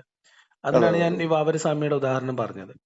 രണ്ടാമത്തെ ഒരു പ്രശ്നം, രാഹുൽ മുന്നോട്ട് വെക്കുന്ന, രാഹുലിന്റെ എല്ലാ കാലത്തെയും രാഹുലിന്റെ ഒരു നിരാശ അല്ലെങ്കിൽ രാഹുലിന്റെ ഒരു മോഹഭംഗം എന്ന് പറയുന്നത് മുസ്ലിം കമ്മ്യൂണിറ്റിക്ക് ഉള്ളത് പോലത്തെ റിജിഡ് ആയിട്ടുള്ള ഒരു കമ്മ്യൂണിറ്റി സെറ്റപ്പ് ഹിന്ദു സമൂഹത്തിന് ഇല്ലാതെ പോയി എന്നുള്ളതാണ്. അത് രാഹുലിന്റെ വലിയൊരു നിരാശയാണ്. ഇപ്പൊ മുഹമ്മദിനെ പോലെ ഒരു കാർട്ടൂൺ വരച്ചതിന്റെ പേരിൽ ആളെ കൊല്ലാൻ മാത്രം മനുഷ്യനെ പ്രചോദിപ്പിക്കുന്ന ഒരു പ്രേമഭാജനമായിട്ടുള്ള ഒരു നേതാവ് ഇല്ലാതെ പോയി. ഇതൊക്കെയാണ് ഇന്നലത്തെ നിങ്ങളോടുള്ള സംഭാഷണത്തിൽ പറയുന്നത്. ഒന്ന്. രണ്ടാമത്തത്, ഹിന്ദു സമൂഹത്തിൽ പൊതുവിൽ കാണിക്കുന്ന, താരതമ്യേന പൊതുവിൽ ഹിന്ദു സമൂഹം അവലംബിക്കുന്ന ഈ വിശ്വാസത്തിലുള്ള ഈ ഒരു അയഞ്ഞ സമീപനം ഉണ്ടല്ലോ, അത് വലിയ നന്മയൊന്നും അല്ല എന്നാണ്. നിങ്ങൾ പള്ളിയിൽ പോകാത്ത എന്താന്ന്, നമ്മളെ അയൽവക്കത്തുള്ള ആൾക്കാര് അതിന്റെ അപ്പുറത്തെ വീട്ടുകാരും ഇരുന്ന് ഡിസ്കസ് ചെയ്യും, ഞാൻ ഇവിടുന്ന് പള്ളിയിൽ പോയിട്ടില്ലെങ്കിൽ. എന്നിട്ട് അതിനനുസരിച്ച് നമ്മളോടുള്ള വ്യക്തിപരമായിട്ടും സാമൂഹ്യമായിട്ടുള്ള നമ്മളുള്ള നിലപാട്, സമീപനങ്ങളിൽ മാറ്റം വരുത്തുന്ന ഒരു പ്രവണത മുസ്ലിം കമ്മ്യൂണിറ്റിയിലുണ്ട്. ഇത് ഹിന്ദു കമ്മ്യൂണിറ്റി ഇല്ല എന്ന് പറയുമ്പോൾ അയാൾ പറയുന്നത് അതൊരു ന്യൂനതയാണ്, അങ്ങനെ ഉണ്ടാവണം എന്നാണ്. എന്ന് പറഞ്ഞാൽ നമ്മള് മുഹമ്മദ് ബിൻ അബ്ദുൽ വഹാബിലൂടെ റാഡിക്കൽ ഇസ്ലാമിനെ റിവൈവ് ചെയ്ത് കൊണ്ടുവരാൻ വേണ്ടി അവർ നടത്തിയ ശ്രമം, ആ ശ്രമത്തിന്റെ അങ്ങനത്തെ ഒരു ആഗ്രഹം പേർന്ന ഒരു മനുഷ്യനായിട്ടാണ് ഹിന്ദു കമ്മ്യൂണിറ്റിയിൽ രാഹുൽ നിൽക്കുന്നത്. അത് ഇവിടുത്തെ ഹിന്ദു കമ്മ്യൂണിറ്റിയെ അപകടത്തിൽപ്പെടുത്തും, മുസ്ലിം കമ്മ്യൂണിറ്റിനെ അപകടത്തിലാക്കും. ഒന്ന് മാത്രമല്ല, രാഹുൽ മുന്നോട്ട് വെക്കുന്ന ഈ ഐക്യം ഉണ്ടല്ലോ, വിശ്വാസികൾ തമ്മിലുള്ള ഐക്യം, അതിന് ഒരു തരത്തിലും രാഹുലിന്റെ ഈ നിലപാട് ഗുണം ചെയ്യാൻ പോകുന്നേയില്ല. കാരണം രണ്ട് പക്ഷത്തുള്ള റാഡിക്കൽ ഗ്രൂപ്പുകളുടെ ആശയങ്ങളാണ് രാഹുൽ പറയുന്നത്. പക്ഷെ പുറത്തു പറയുമ്പോൾ പറയും പിന്നെ സംഘപരിവാർ സുഹൃത്തുക്കൾ തിരുത്തണം എന്ന്. സംഘപരിവാർ സുഹൃത്തുക്കൾക്ക് അറിയാത്തോണ്ട് എടുത്ത നിലപാടാണോ ഇവരിപ്പോ എടുക്കുന്ന പൊളിറ്റിക്കൽ നിലപാടുകൾ? അപ്പോ ഒരു പക്ഷത്ത് രാഹുൽ ഈശ്വർ സംഘപരിവാർ എന്ന് പറയുന്ന ഒരു ഐഡിയോളജിയെ പുൽകുന്നു, അതേ സമയത്ത് അതായത് നമ്മളിവിടുത്തെ ഈ സലഫി വഹാബി മൂവ്മെന്റിനെ പോസിറ്റീവായിട്ട് കാണുകയും ചെയ്യുന്നു. ഇത് രണ്ടും തമ്മിൽ ഒരു കോൺഫ്ലിക്റ്റ് ഉണ്ട്. അവിടെ ഒരു കോൺട്രഡിക്ഷൻ ഉണ്ട്. അത് ഞാൻ മുപ്പര് ഇതൊക്കെ പറഞ്ഞപ്പോൾ ഞാൻ തുടക്കത്തില് അത് കറക്റ്റ് ഉണ്ട്. വീഡിയോയില് തുടക്കത്തില് പറയുന്നത് നിങ്ങൾ ഇതിനെതിരെ ശക്തമായി വാദിക്കുന്നു എന്ന് പറയുന്നത്. ഞാൻ പറഞ്ഞു വെച്ചാല് ഈ ഒരു ആശയം പ്രതിരോധത്തിലാകുമ്പോൾ നിങ്ങൾ അവിടെ വരുന്ന വാദിക്കുന്ന സാഹചര്യത്തിൽ നിങ്ങൾ ഒന്ന് മനസ്സിലാക്കേണ്ടത്, എന്നെ പോലെ സ്വമേധയാ ഇറങ്ങി വന്നവര് ഇതിലുണ്ടെന്നുള്ളത്. അപ്പം ഞാനിപ്പോ ചില ഒരു എക്സൽ ഷീറ്റില് ഞാൻ പറഞ്ഞിട്ടുണ്ടാവും 7 പ്രാവശ്യം ഞാൻ ഖുർആൻ പഠിച്ചിട്ടുണ്ടെന്നുള്ളത്. ഒരു എക്സൽ ഷീറ്റിൽ ഞാൻ കുറിച്ച് വെച്ചിട്ടുണ്ട്. അപ്പോ ഇതില് ഞാൻ പറയുന്നുണ്ട് ചില ട്രിഗറിങ് ഫാക്ടർ ഉണ്ടായപ്പോഴാണ് എനിക്ക് ഇതിൽ നിന്ന് തിരിച്ച് പുറത്തിറങ്ങാനുള്ള ഒരു ഇത് വന്നാന്നുള്ളത്. അപ്പൊ അത് ഞാൻ പറയാം, എനിക്കൊരു മിടുക്കായിട്ടോ അല്ലെങ്കിൽ ഞാൻ ചെയ്തത് നല്ലത് മറ്റുള്ളവർ ചെയ്യുന്നത് മോശം അങ്ങനത്തെ ഒരു അവകാശവാദവും ഇല്ല. പക്ഷെ ആള് ഈ ഒരു തരത്തിൽ വരുമ്പോൾ ഇത് മറ്റുള്ളവർ ഏറ്റുപിടിക്കുമ്പം അവിടെയാണ് ഒരു അപകടം ഞാൻ കാണുന്നത്. അത് വലിയ അപകടമാണ്. അത് നമ്മൾ ഇപ്പോ ഏതെങ്കിലും ഒരാള് മുസ്ലിം സമൂഹത്തിന് സപ്പോർട്ട് ആവശ്യമുള്ള ഒരു പൊളിറ്റിക്കൽ സാഹചര്യം പലപ്പോഴും നമ്മുടെ നാട്ടിൽ ഉണ്ടാവാറുണ്ട്. പക്ഷെ അത് ഈ സപ്പോർട്ട് അല്ല. ഇത് ഇവരെ കൂടുതൽ അപകടത്തിലാക്കാനും ഇത് ഇവരെ കൂടുതൽ റാഡിക്കലൈസ് ചെയ്യാനും സഹായിക്കുള്ളൂ രാഹുലിന്റെ ഈ നിലപാട്. അതാണ് ഞാൻ മുന്നോട്ട് വെക്കാൻ ഉദ്ദേശിക്കുന്ന പോയിന്റ്. മുസ്ലിം സമൂഹം പൊളിറ്റിക്കലായിട്ട് അനുഭവിക്കുന്ന പ്രശ്നങ്ങളുണ്ട്, ആശങ്കകളുണ്ട്. അത് പരിഹരിക്കാൻ രാഹുൽ ഇപ്പൊ എടുക്കുന്ന ഈ സമീപനം ഗുണം ചെയ്യില്ല എന്ന് മാത്രമല്ല, രാഹുലിന്റെ ഈ സമീപനം കേരളത്തിലെ തീവ്ര ഹിന്ദു നിലപാട് സ്വീകരിക്കുന്ന ഹിന്ദുക്കളുടെ എണ്ണം കൂട്ടാനേ സഹായിക്കുള്ളൂ. മുസ്ലിങ്ങൾ റാഡിക്കലൈസ് ചെയ്യും, അതായത് ഇവിടുത്തെ സലഫിസം ഓക്കെ ആണെന്ന് വിചാരിക്കും. അതിനെ പിന്തുണക്കുന്ന രാഹുൽ ഈശ്വർ ഉയർത്തുന്ന അപകടം തിരിച്ചറിഞ്ഞ് ഹിന്ദു കമ്മ്യൂണിറ്റിയിൽ അവരും റാഡിക്കലാവാനുള്ള സാധ്യതയാണുള്ളത്. കാരണം രാഹുൽ ഉദ്ദേശിക്കുന്നതിന്റെ ജസ്റ്റ് ഓപ്പോസിറ്റ് ആണ് ഇമ്പാക്ട് ഉണ്ടാവുക. രാഹുൽ ഉദ്ദേശിക്കുന്നതിന്റെ അല്ല, രാഹുൽ പറയുന്നതിന്റെ. കാരണം രാഹുലിന്റെ ഉദ്ദേശം അതാണോ എന്ന് എനിക്ക് സംശയമുണ്ട്. അത് ഒരു പ്രശ്നമാണ്. ഞാൻ സത്യം പറഞ്ഞാല് എനിക്കറിയില്ല ഇത് ഗുണം. ഞാൻ രാഹുലുമായിട്ട് ഞാൻ പല പ്രാവശ്യം സംസാരിച്ചിട്ടുണ്ട്. പക്ഷെ ഈ ഒരു ഞാൻ ആഗ്രഹിക്കുന്നത് ഇതൊരു ദോഷമായി വരലേ എന്നുള്ളത്. പൊതു ഇതില് നല്ല രീതിയിലാണെങ്കിൽ ഓക്കെ, കുഴപ്പമില്ല. പക്ഷെ അതൊരു ഇതിന്റെ പുറത്തൊരു ദോഷം. ഇതില് പ്രശ്നം എന്താ വെച്ചാല്, ഇപ്പൊ ഇസ്ലാമിക വിഷയത്തില് മാന്യമായിട്ട് സംവാദത്തിന് നമ്മൾ ശ്രമം നടത്തുമ്പോൾ മുസ്ലിം സമൂഹം അല്ലെങ്കിൽ രാഹുൽ പ്രതീക്ഷ വെക്കുന്ന വിഭാഗം ആ സംവാദത്തിൽ നിന്ന് മാറി മാറി പോവാണ്. അപ്പൊ ആ സ്പേസിലേക്ക് രാഹുൽ കയറി വരുന്നത് അതുണ്ടാക്കുന്ന അപകടത്തെ കുറിച്ച് രാഹുലിന് ഒന്നുകിൽ ബോധ്യമല്ല, അല്ലെങ്കിൽ രാഹുൽ അത് ഉദ്ദേശിക്കുന്നു എന്നാണ് ഞാൻ മനസ്സിലാക്കുന്നത്. അപ്പൊ ഇത് രണ്ടാണെങ്കിലും രാഹുലിനോട് സംസാരിക്കാൻ വേണ്ടിയിട്ട് ഞാൻ മിനിഞ്ഞാന്ന് നിങ്ങളുടെ ഓഡിയോ അപ്ലോഡ് ചെയ്തതിന്റെ പിറ്റേ ദിവസം ഞാൻ വീണ്ടും രാഹുലിനെ വിളിക്കുന്നുണ്ട്. 2 കോള് ഞാൻ വിളിച്ചു. പിന്നെ നമ്മളിങ്ങനെ ഒരു പരിധി വിട്ട് പുറകെ വിളിച്ച് അങ്ങനെ ശല്യം ചെയ്യേണ്ടെന്ന് ഞാനും വിചാരിച്ചു. രാഹുൽ എപ്പോഴെങ്കിലും തിരിച്ചു വിളിക്കുകയാണെങ്കിൽ സംസാരിക്കാം. ഇത് രാഹുലിന്റെ ഉദ്ദേശം തെറ്റായിട്ട് റിസൾട്ട് ഉണ്ടാക്കുന്നതാണെങ്കിലേ നമ്മൾ ഈ ചർച്ചയ്ക്ക് പോലും പ്രസക്തിയുള്ളൂ. രാഹുലിന്റെ ഇന്റൻഷൻ അത് തന്നെയാണെങ്കിൽ പിന്നെ നമ്മൾ സംസാരിക്കുന്നതിൽ അർത്ഥമൊന്നുമില്ല. ഇപ്പം വഹാബികളുടെ ഇന്റൻഷൻ ഇവിടെ എന്താന്നുള്ളത് നമുക്കറിയാം. പിന്നെ അവരോട് നമ്മൾ വഹാബിസത്തിന്റെ അപകടം പറയുന്നതിൽ കാര്യമൊന്നുമില്ല. അത് നമ്മൾ പൊതുസമൂഹത്തോട് പറയാന്നുള്ളത് മാത്രമേ അക്കാര്യത്തിലുള്ളൂ. അപ്പോ പിന്നെ ഇതാണെന്ന് വെച്ചാൽ ഞാനിപ്പോ എന്താ പറയാ, ഞാൻ നിങ്ങളെ എല്ലാവരും ഇത് കേൾക്കാറുണ്ട്, ഏത് വിഭാഗത്തിന്റെയും. നമ്മൾ അത് എന്താ പറയാ കേൾക്കുന്നത്, ഞാൻ എന്നും എന്തെങ്കിലും പഠിക്കാനുണ്ട് എന്നൊരിതോടെയാണ്. അതിപ്പം നിങ്ങളുടെ ആയാലും മറുപക്ഷമായാലും നമ്മൾ കേട്ടുവെക്കും, പ്രത്യേകിച്ച് ജഡ്ജൊന്നും ചെയ്യില്ല. അത് കേൾക്കും. കാരണം അല്ല, അതൊക്കെ നമ്മളുടെ ബോധ്യങ്ങളെ കൂടുതൽ കറക്റ്റ് ചെയ്യാനോ അല്ലെങ്കിൽ തിരുത്താനോ നമ്മൾക്ക് കൂടുതൽ വേറെ ഡയറക്ഷനിൽ ചിന്തിക്കാനോ പഠിക്കാനോ ഒക്കെ ഉള്ള ഒരു പ്രേരണ എന്നുള്ള രീതിയിലാണല്ലോ നമ്മൾ ഇതിനൊക്കെ എടുക്കുന്നത്. ഇപ്പൊ നമ്മൾ തമ്മിൽ സംസാരിക്കുന്നത്, നമ്മൾ ഒരാളുടെ വ്യൂ കിട്ടുന്നു, അപ്പൊ അതിൽ നമ്മളുടെ വ്യൂ ആയിട്ട് ഇതിനെ താരതമ്യം ചെയ്യുന്നു. ഇതിനകത്ത് പിന്നെ ചേർന്ന് പോകുന്നതും അല്ലാത്തതും ഉണ്ടോ, അപ്പൊ വിരുദ്ധമായിട്ട് എന്തെങ്കിലും വരുന്നുണ്ടെങ്കിൽ അപ്പൊ അതിനെക്കുറിച്ച് നമ്മൾ കൂടുതൽ പഠിക്കാൻ ശ്രമിക്കുന്നു. ഇങ്ങനെ തന്നെയാണ് സംസാരങ്ങളിലൂടെ തന്നെയാണ് ശരിക്കും ഈ ചിന്തകളും ആശയമൊക്കെ ഡെവലപ്പ് ചെയ്ത് പോവാ. തീർച്ചയായിട്ടും. അപ്പൊ അത് ഉണ്ടാവട്ടെ എന്ന് തന്നെയാണ് ഞാനും വിചാരിക്കുന്നത്. ഞാനും ഈ വിശ്വാസ സമൂഹത്തോട് എടുക്കുന്ന ഒരു സമീപനം എന്താ വെച്ചാൽ, വിശ്വാസം എന്ന് പറഞ്ഞാൽ വളരെ വ്യക്തിപരമായിട്ട് ഓരോ ആളുകളുടെ ബോധ്യമാണ്. ഇപ്പോ വിശ്വാസികൾ മണ്ടന്മാരാണെന്നോ വിശ്വാസികൾ പ്രശ്നക്കാരാണെന്നുള്ള വാദമൊന്നും എനിക്കില്ല. കാരണം അവരുടെ ഒരു ബോധ്യം, ആ ബോധ്യത്തിലേക്ക് അവരെ കൊണ്ടെത്തിച്ചത് ചിലപ്പോൾ ചെറിയ പ്രായത്തിലുള്ള ഈ പറയുന്ന അധ്യാപനങ്ങളായിരിക്കാം, അവരുടെ ജീവിത സാഹചര്യം ആയിരിക്കാം. പക്ഷെ എന്ത് സാഹചര്യത്തിലും ഒരു മനുഷ്യൻ എപ്പോഴും നിൽക്കുന്നത് അയാളുടെ ഉത്തമ ബോധ്യത്തിലായിരിക്കും എന്നാണ് എന്റെ ഒരു ധാരണ. ഞാൻ അങ്ങനെയാണ് മനുഷ്യനെ കാണുന്നത്. നിങ്ങളുടെ ഒരു വിശ്വാസത്തെ കുറിച്ചും മതങ്ങളെ കുറിച്ചുള്ള നിങ്ങളുടെ ബോധ്യത്തിലാണ് നിങ്ങൾ നിൽക്കുക. ഞാൻ എന്റെ ബോധ്യത്തിൽ നിൽക്കുന്നു, രാഹുലിന്റെ ബോധ്യത്തിൽ നിൽക്കുന്നു. ഈ ബോധ്യങ്ങളിൽ നമ്മൾ ആ ബോധ്യത്തിന്റെ പേരിൽ ഒരാളെ കുറ്റപ്പെടുത്താനോ അയാളെ പിന്നെ ആക്രമിക്കാനോ പാടില്ല എന്നുള്ളതാണ് എന്റെ നിലപാട്. അയാളെ അപമാനിക്കാനും പാടില്ല. അതുകൊണ്ടാണ് നമ്മൾ വിശ്വാസികളോട് പൊതുവിൽ, വിശ്വാസികളോടെന്നല്ല എല്ലാ മനുഷ്യരോടും നമ്മൾ മാന്യമായിട്ട് പെരുമാറുക എന്ന് പറയുന്നതും മാന്യമായിട്ട് സംസാരിക്കുക എന്ന് പറയുന്നതൊക്കെ. അവരിപ്പോ നമ്മളോട് കുറച്ച് അഗ്രസീവായിട്ട് പറയുമ്പോഴും ഞാൻ ആലോചിക്കുന്നത് അവർക്ക് അഗ്രസീവായിട്ട് പറയാൻ അവരെ പ്രേരിപ്പിക്കുന്ന ഒരു ഘടകം ഉണ്ടാവാം. അപ്പൊ അവരുടെ ഉത്തമ ബോധ്യത്തിൽ നിൽക്കുന്ന ഒരു സംഗതിക്കെതിരെ നമ്മൾ ശക്തമായിട്ട് പറയുമ്പോൾ അവർക്ക് ഉണ്ടാവുന്ന അസ്വസ്ഥത ആയിരിക്കാം. അപ്പൊ അത് അവർ പ്രകടിപ്പിക്കുന്നു. അതിന് നമ്മൾ അയാളോട്, ആ വ്യക്തിയോട് നമ്മൾ ശത്രുത പുലർത്തേണ്ട കാര്യമൊന്നുമില്ല. അയാളോട് തിരിച്ച് തെറി പറയേണ്ട കാര്യമില്ല എന്നാണ് എന്റെ ഒരു സമീപനം. കാരണം ആ ബോധ്യം മാറുന്ന സമയം, അതാണ് നമ്മൾ കാത്തിരിക്കുന്നത്. അല്ലെങ്കിൽ വേറൊരു ബോധ്യത്തിലേക്ക് നമ്മൾ എല്ലാവരും പോകുന്ന ഒരു സമയം. നമ്മൾ ഈ ബോധ്യങ്ങളുടെ കൈമാറ്റം അല്ലെങ്കിൽ നമ്മുടെ അറിവുകളുടെ കൈമാറ്റത്തിലൂടെ ചർച്ചകൾ വികസിക്കുക, എല്ലാ ആശയവും. ഞാൻ എന്റെ വലിയതി എന്ന് പറയുന്ന പ്രസന്റേഷനിൽ പറഞ്ഞിട്ടുള്ള ഒരു സ്റ്റേറ്റ്മെന്റ് ആണ്. മതമുള്ളവനും ഇല്ലാത്തവനും, ഹിന്ദു മുസ്ലിമും ക്രിസ്ത്യനും വ്യത്യസ്ത പാർട്ടിക്കാരും ഒക്കെ ഒരു വീട്ടിൽ സ്വസ്ഥമായി സമാധാനമായി അവനവന്റെ വിശ്വാസ ആചാരമായിട്ട് കഴിയുന്ന ഒരു കാലം വരണം. അത് വളരെ വ്യക്തിപരമായിട്ടുള്ള കാര്യമാണ്. അങ്ങനെ നോക്കുമ്പോൾ ഇത് ഭയങ്കര ഒരു രസമുള്ള ലോകമായിരിക്കും. ഈ വൈരം മാറ്റി വെച്ച് ഈ പറയുന്ന ഈ കണിശതയൊക്കെ മാറ്റി വെച്ചാൽ കുറച്ചുകൂടിയും ക്രിയാത്മകമായിട്ട് പോവുകയാണെങ്കിൽ ഏറ്റവും നല്ല രസമുള്ള സ്ഥലമായിരിക്കും. അത് വരണം. അതിനിവിടെ ചർച്ചകൾ നടക്കണം. നമ്മൾ തമ്മിൽ സംസാരിക്കുന്ന പോലുള്ള സംസാരങ്ങൾ ഉണ്ടാവണം. നല്ല ചർച്ചകൾ. ഇപ്പൊ ഞാൻ നിങ്ങളുടെ വീഡിയോ കാണുമ്പോൾ എന്റെ മോനും എന്റെ അടുത്തുണ്ടാവാറുണ്ട്. എന്റെ മോന് 10 വയസ്സ് കഴിഞ്ഞ മോനാണ്. അപ്പൊ അവരും എന്റെ അടുത്തുണ്ട്. അപ്പൊ നിങ്ങളുടെ വീഡിയോ ഞാൻ വീട്ടിലിരുന്ന് ഫുൾ വോളിൽ തന്നെ കാണും. എനിക്കത് പ്രശ്നമില്ല, നിങ്ങൾ ഉപയോഗിക്കുന്ന ലാംഗ്വേജ് ആയിക്കോട്ടെ. ഞാൻ പിന്നെ അതിനകത്ത് എന്തെങ്കിലും പറയാനുണ്ടെങ്കിൽ അത് മുൻകൂട്ടി പറയൂ, നിങ്ങൾ സൗണ്ട് കുറക്കണം, കുട്ടികൾ നേരത്തെ കണ്ടു. അത് നമുക്ക് ചില കേസ് നമുക്ക് പറയേണ്ട സിറ്റുവേഷൻ ഉണ്ടാകുമ്പോൾ നമ്മളത് മുൻകൂർ. പക്ഷെ നമ്മുടെ ഒരു ശൈലി അല്ലല്ലോ. ഇപ്പൊ നമ്മളൊരു വിഷയത്തിൽ പറയുമ്പോ നമ്മുടെ ഭാഷാ പ്രയോഗമായിട്ടല്ല അത് വരുന്നത്. ഗ്രന്ഥത്തിലുണ്ട്, വായിക്കേണ്ടി വരികയാണ്, വേറെ രക്ഷയൊന്നുമില്ല. അപ്പൊ നമ്മള് മുന്നറിയിപ്പ് കൊടുത്തിട്ട് പറയുന്നു എന്ന് മാത്രമേ ഉള്ളൂ. അതെ. ഇപ്പൊ ഈ വീഡിയോയിൽ ഞാൻ പറയുന്നുണ്ട്, മൂപ്പര് അത് ഞാൻ പ്രതീക്ഷിച്ചില്ല. കാരണം എനിക്ക് അങ്ങനെ ഒരു പൊതു പ്ലാറ്റ്ഫോമിൽ ഒരാളെയും ഇപ്പം വ്യക്തിപരമായിട്ട് നമ്മളങ്ങനെ ചർച്ച ചെയ്യേണ്ട കാര്യമൊന്നുമില്ല. നമ്മളത് അതൊക്കെ നിലപാടെടുത്ത് പോവാന്നുള്ളേ ഉള്ളൂ. അതെ, ഞാനിപ്പോ ആരിഫ് ഭായിയുടെ ഒരു പേര് അതിലിട്ടിട്ടുണ്ട്. എനിക്ക് താല്പര്യമില്ല അയാളുടെ സംസാരം എന്നുള്ളത്. കാരണം എന്താ വെച്ചാൽ അത് എന്റെ ഒരു വ്യക്തിപരമായ അഭിപ്രായം പറഞ്ഞെന്നുള്ളൂ. ഇതേപോലെ മകന്റെ മുന്നിൽ വെച്ചിട്ട് ഞാൻ മൂപ്പര് ഇത് കേൾക്കാറില്ല ഒച്ചത്തില്. കാരണം ചിലപ്പോ എന്തെങ്കിലും ഫൗൾ ലാംഗ്വേജ്, അത് എന്റെ ഒരു വിഷയകല്ല അങ്ങനെയാണ്. അതായത് പൊതു ഇതിൽ പറയാത്ത ചില വാക്കുകൾ വരുന്നതായിട്ട് ആളൊരു ഇതായിട്ട് പറഞ്ഞു പോകുന്നു. അതാണ് ശൈലി. അപ്പം അതാണ് ഞാൻ അവിടെ ഉദ്ദേശിച്ചത്. അപ്പൊ എന്തിനായാലും എന്താ പറയാ, ഞാൻ നിങ്ങളൊന്ന് വിളിച്ചതാണ്, നിങ്ങൾക്ക് അത് ഓർമ്മ ഉണ്ടോന്നുള്ളത്. ആ കോളാണ് മൂപ്പര്.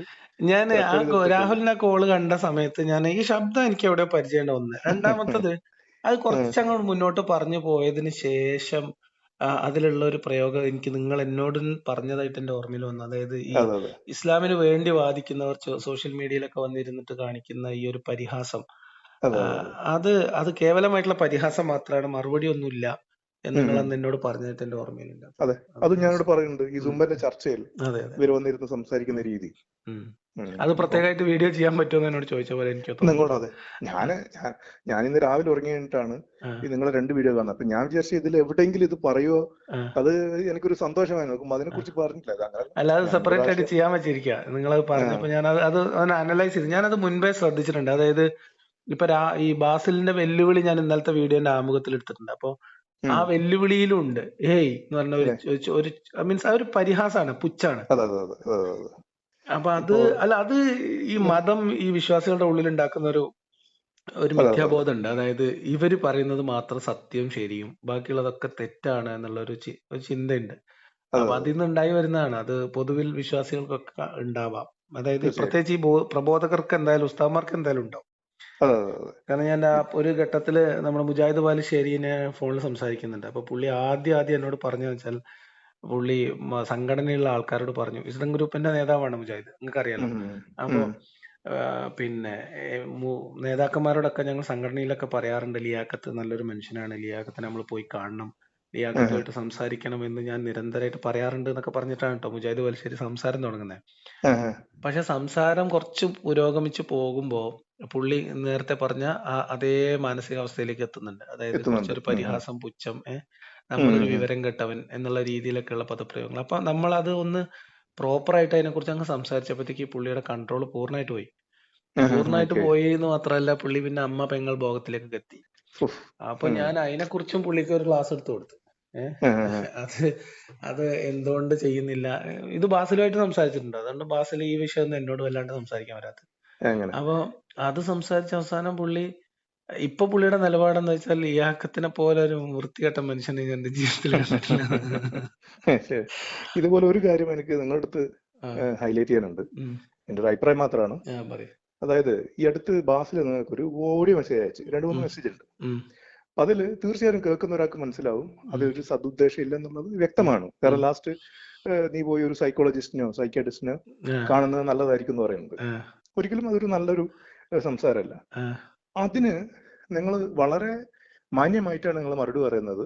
ഉം, എന്നിട്ട് ലാസ്റ്റ് പറയുന്നുണ്ട്, എൻ്റെ അത് നീ വിട്ട് എനിക്ക് റൂട്ട് കനാലിലെ ചില ആവശ്യങ്ങളുണ്ട്, ഉം, അതുകൊണ്ട് അതിനെക്കുറിച്ച് വല്ല ഡീലോ ഉം, എന്തെങ്കിലും നീ പറഞ്ഞു പറയുന്നുണ്ട്. ഉം, ഞാൻ പറയുന്നത് വെച്ചാൽ നിങ്ങൾക്ക് പൂർണ്ണമായിട്ടും ഒരു ഉം, നോർമലായ ഒരാള് ഉം, കൂടെ ചേർക്കുക എന്ന് പറഞ്ഞിട്ടൊക്കെ തള്ളിക്കളയും. ഉം, അപ്പോൾ നിങ്ങളെ ഞാൻ നിങ്ങൾ ഫീൽഡിൽ വന്നപ്പോൾ തൊട്ട് നിങ്ങളെ വീഡിയോകളൊക്കെ ഉം, ഞാൻ കാണാറുണ്ട്. ഉം, അപ്പൊ എവിടെയും നിങ്ങൾ അങ്ങനെ ഒരു ആക്ഷേപം ഉം, അടിച്ചു വിടുന്നത് ഈ അടുത്ത് ഒരു 1-2 വീഡിയോ ആയിട്ടാണ് ശ്രദ്ധിച്ചത്. ഉം, പോടാ ഊളെ അല്ലെങ്കിൽ വെച്ചിട്ട് പോടാ ഈ രീതിയിൽ. കാരണം ഉം, അത് ഞാൻ വിമർശനമല്ല, മറിച്ച് ഉം. അതിന്റെയും ആവശ്യമില്ലെന്നുള്ള ഒരു അഭിപ്രായം തീർച്ചയായിട്ടും അത് എനിക്കുണ്ട്. നമ്മൾ ആലോചിക്കാറുണ്ട്. പിന്നെ ഉം. ഒരു മനുഷ്യൻ എന്നുള്ള ഇപ്പൊ പല തീർച്ചയായിട്ടും. ആൾക്കാരും വിചാരം നമ്മളൊരു ക്ഷമയുടെ ഒരു മൂർത്തിമത് ഭാവമാണെന്ന്. അങ്ങനെയൊന്നുമല്ല. ഉം. ഇതിനെ വളരെ നമ്മൾ സംസാരിക്കുമ്പോഴും ചിന്തിക്കുക എന്നുള്ളതാണ്. അതായത് നമ്മൾ സെൻസേഷണൽ ആയിട്ട് കൈകാര്യങ്ങൾ ചെയ്യുക എന്നുള്ളതുകൊണ്ടാണ്. അപ്പൊ ഉം. മനുഷ്യനാണല്ലോ, ചില അതെ അതെ സമയത്ത് അതെ. ചിലപ്പോ നമ്മളുടെ ബാഹ്യമായിട്ടുള്ള പല പ്രശ്നങ്ങളും അല്ലെങ്കിൽ പുറത്തുള്ള വേറെ വിഷയങ്ങളൊക്കെ ഉണ്ടാവാലോ. തീർച്ചയായിട്ടും. അപ്പോ അതെ അതെ. ചില കേസിൽ നമുക്കത് ഒട്ടും മുന്നോട്ട് കൊണ്ടുപോകാൻ പറ്റില്ലാത്ത തരം ഇറിറ്റേഷൻസ് ഒക്കെ വരുന്ന സമയത്ത് അത് ഉം. ഞാൻ ഉണ്ടാവാൻ പാടില്ലാത്തതെന്ന് തന്നെയാണ് എന്റെയും ധാരണ. നമ്മൾ അത് ഞാൻ തിരുത്തേണ്ടത് തന്നെയാണ്. യെസ്, ഞാൻ തീർച്ചയായിട്ടും, ആഗ്രഹിക്കുന്നു അങ്ങനെ ഒന്ന് കാണല്ലേ എന്നുള്ളത്. കാരണം വെച്ചാല് തീർച്ചയായിട്ടും, തീർച്ചയായിട്ടും. ഈ അത് ഞാൻ പൊതുജനം ഇടയ്ക്ക് വിലയിരുത്തട്ടെ. അൺമാസ്കിംഗ് അനോമലീസിന് ഈ പറഞ്ഞ മാതിരി ഉണ്ണാക്കൻസ് എന്ന് വിളിക്കുന്ന ഒരു സിറ്റുവേഷൻ ഉണ്ടായിരുന്നു. അപ്പൊ അത് ഉം. കുറച്ച് മുന്നോട്ട് പോകുമ്പോൾ ഞാനത് കുറച്ചായിട്ട് ഞാൻ തന്നെ അത് നിർത്തി. കാരണം എന്ന് വെച്ചാൽ അതുകൊണ്ട് പ്രത്യേകിച്ച് ബെനിഫിറ്റ് ഒന്നുമില്ല. അവര് അതെ അതെ അതെ. അത് വേറൊരു രീതിയിലായിരിക്കും അതിനെ മുതൽ നമുക്ക് കൂട്ടുന്നത്. ആക്ഷേപമില്ല വേണ്ടെന്ന്. അതെ, അതെ. അതാണ്. അവരുടെ ചില രീതികൾ കാണുമ്പോഴേ, ഇപ്പൊ നിങ്ങൾ പറഞ്ഞ പോലെ, അതായത് അങ്ങേയറ്റത്തെ പരമ പുച്ഛവും അതെ പരിഹാസവും ഒന്ന് കലർന്ന് കാണുമ്പോൾ നമുക്ക് തന്നെ ചില ആൾക്കാർ നമ്മൾ നാടൻ ഭാഷ പോലെ ചിറിന്ന് കൈയെടുക്കാതെ കൊടുക്കാൻ തോന്നുന്ന അങ്ങനത്തെ ചില രീതികളുണ്ട് ഇവരുടെ അടുത്ത്. അതെ അതെ അതെ. അപ്പൊ അപ്പൊ അതിന്റെ ഒരു സ്വാഭാവികമായിട്ടുള്ള പ്രതികരണം എന്നുള്ള രീതിയിലാണ് നമ്മൾ ഒരു തീർച്ചയായിട്ടും ആക്ഷേപഹാസ്യം പോലെ മനുഷ്യരാണ് ചെയ്തത്. ഇങ്ങനൊക്കെ. പക്ഷെ അത് വേണ്ടാന്ന് തന്നെയാണ് എന്റെ തീരുമാനം. അപ്പൊ അതെ അത് ഞാൻ നിർത്തി. ഞാനിപ്പോ UA എന്നുള്ള ഒരു ചുരുക്കപ്പേരിലേക്ക് തന്നെയാണ് തീർച്ചയായിട്ടും വളരെ സന്തോഷം പറയുന്നത്. നിങ്ങൾ സ്വീകരിച്ചതില്. ഈ UA എന്ന് പറയുന്ന പേര് ആക്ച്വലി വന്നത് എവിടുന്നാന്ന് അറിയോ? ഉം. ഞാൻ അൺമാസ്കിംഗ് ഇസ്ലാം എന്ന് പറഞ്ഞിട്ട് ഞാനൊരു ഫേസ്ബുക്ക് ഗ്രൂപ്പ് തുടങ്ങിയായിരുന്നു ആഹാ. കുറച്ച് മുൻപ്.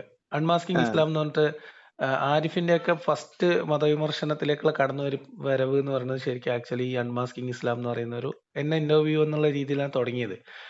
അപ്പൊ അന്ന് ഞാൻ പറഞ്ഞ ഇന്റർവ്യൂ ആക്കണ്ട, നമുക്ക് അങ്ങോട്ടും കൂടെ സംസാരിച്ചിരിക്കാം. അപ്പൊ അങ്ങനെ ഞങ്ങൾ സംസാരിച്ച അൺമാസ്കിംഗ് ഇസ്ലാം എന്ന് പറയുന്ന ഒരു സീരീസ് ഉണ്ട്. അത് 13.8 ചാനലിലുണ്ട്. അപ്പൊ അന്ന് അങ്ങനെ ചെയ്യുകയും അതിന്റെ കൂടെ തന്നെ അൺമാസ്കിംഗ് ഇസ്ലാം എന്ന് പറഞ്ഞൊരു ഫേസ്ബുക്ക് ഗ്രൂപ്പ് തുടങ്ങുകയും ചെയ്തു. അപ്പൊ അതിൽ നമ്മൾ വളരെ മാന്യമായ രീതിയിലുള്ള ഇസ്ലാം മത വിമർശനം മാത്രം ലക്ഷ്യം വെച്ചുകൊണ്ട് നടത്തിയിട്ടുള്ള ഒരു ഗ്രൂപ്പായിരുന്നു. അപ്പൊ കുറച്ച് കഴിയുമ്പോഴത്തേക്കും ഗ്രൂപ്പിൽ പിന്നെ കുറെ ആളുകൾ കയറി വരികയും പിന്നെ അത് ഭീകരമായിട്ടുള്ള റിപ്പോർട്ടിങ്ങിലൂടെ ആ പേര് അൺമാസ്കിംഗ് ഇസ്ലാം എന്നുള്ള പേര് പിന്നെ അത് പോളിസി വയലേഷൻ ആണെന്നൊക്കെ പറഞ്ഞിട്ട് ഗ്രൂപ്പ് അങ്ങ് പോയി. ആ ഗ്രൂപ്പ് പോയതിന്റെ തൊട്ടടുത്ത ആഴ്ചയിലോ പിറ്റത്തെ ആഴ്ചയിലൊക്കെയാണ് അൺമാസ്കിംഗ് എത്തീസം എന്ന് പറഞ്ഞിട്ട് അൺമാസ്കിംഗ് എത്തീസം എന്ന് പറഞ്ഞിട്ട് ഇവര് തുടങ്ങുന്നത്. പിന്നെ അവർക്ക് നമ്മൾ പിന്നെ ഇതിന്റെ പുറകെ റിപ്പോർട്ട് അടിക്കാനൊന്നും പോകുന്നില്ല. പിന്നെ എന്തുകൊണ്ടോ അറിയില്ല, കുറെ കഴിഞ്ഞപ്പോ എത്തീസം മാത്രം പറഞ്ഞ പോരാന്നുള്ളതുകൊണ്ടായിരിക്കാം പിന്നീട് അവർ പേര് മാറ്റി അൺമാസ്കിംഗ് അനോമലീസ് എന്നാക്കിയത്. അപ്പൊ ഇങ്ങനെ ഒരു ഹിസ്റ്ററി കൂടി അതിന്റെ പുറകിലുണ്ടെന്ന് അറിയാം. പിന്നെ ഇവരുടെ പല പിന്നെ പങ്ക്തികൾക്കും നമ്മുടെ അടുത്ത് നിന്നാണ് തുടങ്ങുന്നത്. അപ്പൊ ഇവര് ഇസ്ലാം വിമർശകരുടെ വർത്തമാനം എന്ന് പറഞ്ഞിട്ടൊരു ഒരു പോഡ്കാസ്റ്റ് ചെയ്തു. അപ്പൊ പോഡ്കാസ്റ്റ് ചെയ്തിട്ട് മതവിമർശകർ പറയുന്ന എല്ലാ കാര്യങ്ങളും തെറ്റാണെന്ന് പറഞ്ഞിട്ട് ഇവർ കുറെ സത്യം എന്നുള്ള രീതിയിൽ കുറെ കാര്യങ്ങൾ പറഞ്ഞു. മുഴുവൻ തെറ്റായിരുന്നു, വസ്തുതാവിരുദ്ധമായ ശുദ്ധമായ കളവായിരുന്നു. അപ്പൊ അത് ഞാൻ കളവുകൾ എണ്ണിയിട്ട് ഒരു സീരീസ് തുടങ്ങി. പിന്നെ അൺമാസ്കിംഗ് നവതാഴി എന്ന് പറഞ്ഞിട്ട് അതിനകത്ത് ഇങ്ങനെ ഇവർ പറഞ്ഞ നുണകളുടെ എണ്ണം എടുക്കാൻ തുടങ്ങി. അത് കഴിഞ്ഞിട്ട് പിറ്റത്തെ ആഴ്ചയിലാണ് പിന്നെ മതവിരുദ്ധരുടെ തെരഞ്ഞെടുത്ത നുണകൾ അവരുടെ നുണ സീരീസ്. അപ്പൊ എങ്ങനെ അവർക്ക് ഒരു തരത്തിൽ നമ്മൾ പ്രചോദനമാവുന്നുണ്ട് എന്നുള്ളത് അതും സന്തോഷം തരുന്നുണ്ട്. കാരണം അവര് പബ്ലിക് ആയിട്ടുള്ള പരസ്യ സംവാദങ്ങൾക്ക് പൊതുവേദിയിലേക്ക് വരാൻ അവർക്ക് തയ്യാറല്ല എന്ന് ഇപ്പൊ പല കാരണങ്ങൾ കൊണ്ട് അവർ പറഞ്ഞിട്ടുണ്ട്. അതിനവർ പറയുന്ന ന്യായങ്ങളൊക്കെ തമാശയാണ്. പക്ഷെ എന്നാലും എന്തായാലും അവർക്കത് അതിന് വരുന്നില്ലെങ്കിലും നമ്മൾ പറയുന്ന കാര്യങ്ങൾ അവർ കേൾക്കുന്നുണ്ട് എന്നുള്ളത്. ഇപ്പൊ എന്റെ 2-2.5 മണിക്കൂർ വീഡിയോയിൽ നിന്നാണ് റഫീഖ് സലഫി പണ്ട് 10 സെക്കൻഡ് കട്ട് ചെയ്തത്. അപ്പോ ഒരു 2.5 മണിക്കൂർ അല്ല 45 മിനിറ്റ് പ്രഭാഷണത്തിൽ നിന്നാണ് 10 സെക്കൻഡ് കട്ട് ചെയ്യുന്നത്. ആ 45 സെക്കൻഡിൽ നിന്ന് 10 സെക്കൻഡ് എവിടെ കട്ട് ചെയ്യണം എന്ന് അറിയണമെങ്കിൽ ഇവരിത് എത്ര തവണ കണ്ടിട്ടുണ്ടാവും, എത്ര ആള് കണ്ടിട്ടുണ്ടാവും, മനസ്സിലായി? അപ്പൊ ഏത് 10 സെക്കൻഡ് എടുക്കേണ്ടതെന്ന് അറിയണമെങ്കിൽ അതിനൊരു കണക്കുണ്ടല്ലോ. പിന്നെ അതിന് ഞാൻ മറുപടി കൊടുത്ത വീഡിയോ ഏകദേശം 2.5 മണിക്കൂറാണ്. ആ 2.5 മണിക്കൂറിൽ നിന്ന് ഇവിടുന്നായിട്ട് ഏകദേശം ഒരു 30 സെക്കൻഡ് രണ്ട് ഭാഗത്തു നിന്നായിട്ട് കട്ട് ചെയ്തിട്ടാണ് അൺമാസ്കിംഗ് അനോമലീസ് 2-3 വീഡിയോ ചെയ്തത്. അപ്പൊ ഇവരൊക്കെ ഇരുന്ന് കാണുന്നുണ്ട് എന്നുള്ളത് നല്ല കാര്യം. ഇപ്പൊ ഞാൻ ഇന്നത്തെ വീഡിയോ തുടങ്ങിയത് രാവിലെ 5 മണിക്കായി, 10 മണിയായി. ഈ 5 മണിക്കൂറിൽ ഞാൻ കഷ്ടിച്ചൊരു 3 നിങ്ങളുടെ 2 വീഡിയോ പിന്നെ രാഹുൽ ഈശ്വറിന്റെ 3 വീഡിയോ കണ്ടിട്ടുള്ളൂ. അപ്പൊ അത് ചിലത് ആവർത്തിക്കും, ചിലത് അതിന്റെ കമന്റുകൾ വായിക്കും. ഞാൻ ഈ കമന്റുകൾ മൊത്തമായിട്ട് ഇരുന്ന് വായിക്കുന്ന ആളാണ്. നോക്കും എന്തൊക്കെയാണ് എവിടെയൊക്കെയാണ്. ഈ രാഹുലിന്റെ പ്രത്യേകിച്ച് ഞാൻ കമന്റ് നോക്കിയിരുന്നു. അപ്പൊ ആൾക്കാർ എന്നെ തെറി വിളിച്ചില്ല, അത് ഞാൻ വലിയൊരു മാറ്റമായിട്ട് കാണും. രാഹുൽ ഈശ്വറിന്റെ ചാനലിൽ മുസ്ലിങ്ങൾ നിങ്ങളെ തെറി വിളിക്കാനുള്ള സാധ്യത വളരെ കുറവാണ്. കാരണം എന്താ വെച്ചാൽ മുസ്ലിങ്ങളാണ് അവിടെ ഇപ്പൊ ഉള്ളത്. പിന്നെ ഇത് ഈ യൂട്യൂബിന്റെ അൽഗോരിതവും ചിലപ്പോ വർക്ക് ചെയ്യുന്നുണ്ടാവട്ടോ ഇതിന്റെ ഒരു പ്രേരണ എന്നുള്ള രീതിയിൽ. കാരണം അത് വളരെ സക്സസ്ഫുൾ ആയിട്ടുള്ള ഒരു സ്ട്രാറ്റജിയാണ്. ഒന്നുകിൽ എക്സ്ട്രീം പിന്നെ പൊളിറ്റിക്കൽ ഹിന്ദുത്വയുടെ നിലപാടിലേക്ക് പോവാ, അല്ലെങ്കിൽ ഒരു പ്രോ ഇസ്ലാമിക് സാധനത്തിലേക്ക് പോവാ. ഈ രണ്ടിനാണ് സ്വീകാര്യത ഉള്ളത്, ഇതിനാണ് റീച്ച് ഉള്ളത്.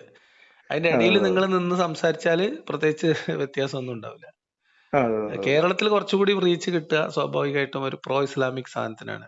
പ്രത്യേകിച്ച് ഇങ്ങനത്തെ ഈ പിന്നെ ഇവർക്കൊക്കെ വലിയ ഗ്രൂപ്പ് ഉണ്ട്. ഇപ്പോ അൺമാസ്കിംഗ് അനോമലീസിന്റെ ചാനലിൽ നമ്മളിപ്പോ ഒരു അഭിപ്രായം, നിഷ്പക്ഷമായിട്ടുള്ള അഭിപ്രായം ഇട്ടാല് അത് വിമർശനാത്മകമായിട്ടുള്ള എന്തെങ്കിലും അതിനകത്ത് ഉണ്ടെങ്കിൽ വിത്തിൻ സെക്കൻഡ്സ് ഓർ മിനിറ്റ്സ് ആ കമന്റ് ഡിലീറ്റ് ആവും. അപ്പോ അത് വെച്ചാല് ടച്ചിനിരുന്ന് കമന്റ് ഡിലീറ്റ് ചെയ്യാന്ന് പറയുമ്പോ അതിന്റെ ഇന്റൻഷൻ വളരെ ക്ലിയർ ആണ്. ഇപ്പൊ നമ്മളെ സംബന്ധിച്ച് വലിയ തെറി എഴുതിയ കമന്റുകളൊക്കെ എന്റെ ശ്രദ്ധയിൽ വരുമ്പോൾ ഞാൻ ഇരുന്ന് ഡിലീറ്റ് ചെയ്യാറുണ്ട്. വേറെ നമുക്ക് ചാനലിന് എഡിറ്റർമാരൊന്നും ഇല്ല.